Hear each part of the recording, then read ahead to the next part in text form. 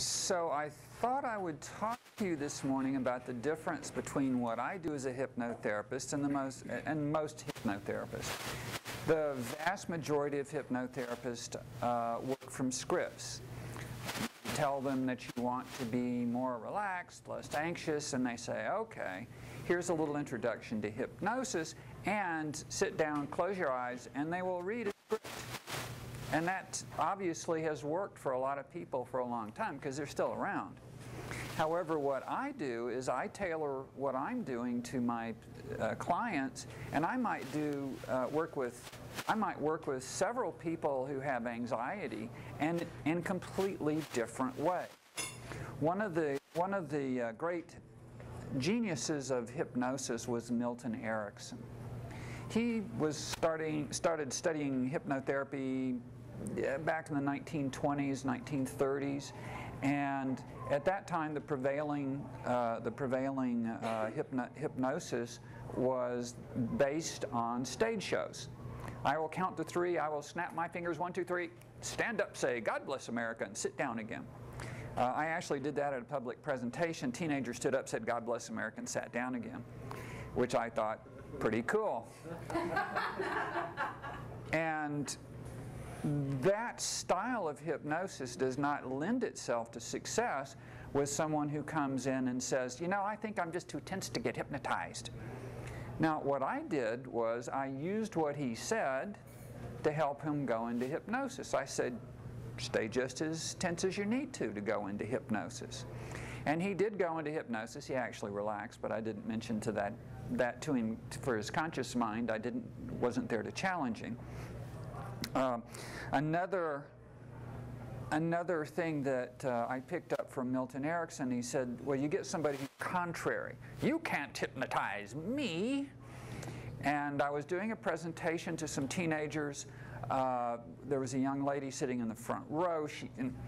She's giving me the you can't hypnotize me thing. So I looked at her and I said, stay wider and wider awake.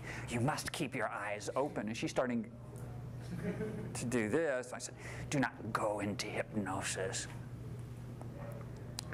And at which point I stopped because I wasn't really there to challenge her, but it was an interesting experience for me to be able to test that. And so that's getting people into hypnosis is one of the easiest things that I do, actually. And as I'm talking to people for a while, they tend to go into hypnotic states because of the way I structure my communication, the words that I use, the tempos, my voice tone. Sarah was mentioning in her intro that an hour went by, it just seemed like a minute. So that's an example of a hypnotic phenomenon. So one of my clients came in and said that she was a bad person. She was a bad person. She was a bad person. She was a bad person. Someone who's using scripts does not necessarily have a good response to that. And so what I did with her was I told her about Art Linkletter and one of my teachers who worked a lot with pain control. Now, Dave would work with people in burn units. He would never, ever call it a hospital. He'd call it a horse pistol or a hotel. And Art Linkletter interviewed a series of some 5-year-olds on his TV show, and he said, what's a hospital? And they all said, it's a place where people go to die. Now, as adults, we have a much more comprehensive appreciation of these devices called hospitals. However, Dave's point was, we were all 5 years old once, and that still resonates as part of the meaning. So he'd call it a horse pistol or a hotel, lending itself to jokes. So I started telling her about that. Then I told her about one of Dave's clients who kept saying he was depressed, he was depressed, he was depressed, he was depressed. I couldn't get him off of it. So he said, doctor, the guy was a medical doctor, you'd think if we towed your depression out to the middle of the harbor and it would sink. The guy says, that's ridiculous. Dave said, we can drill some holes in it, we'll get it to go down.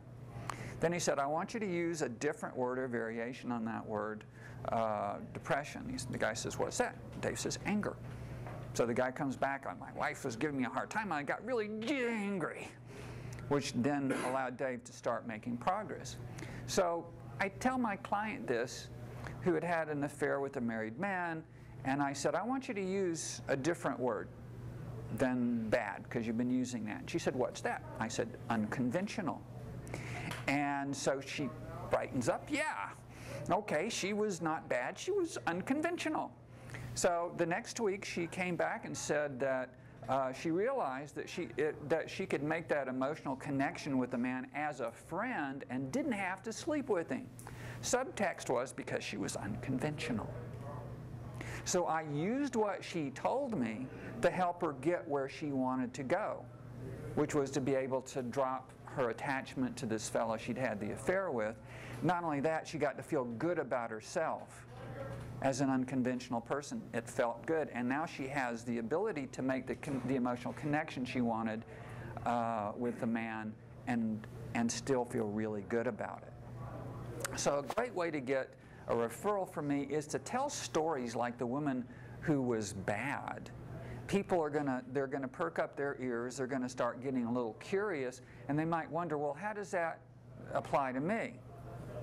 And that's where the referrals are going to come from for me.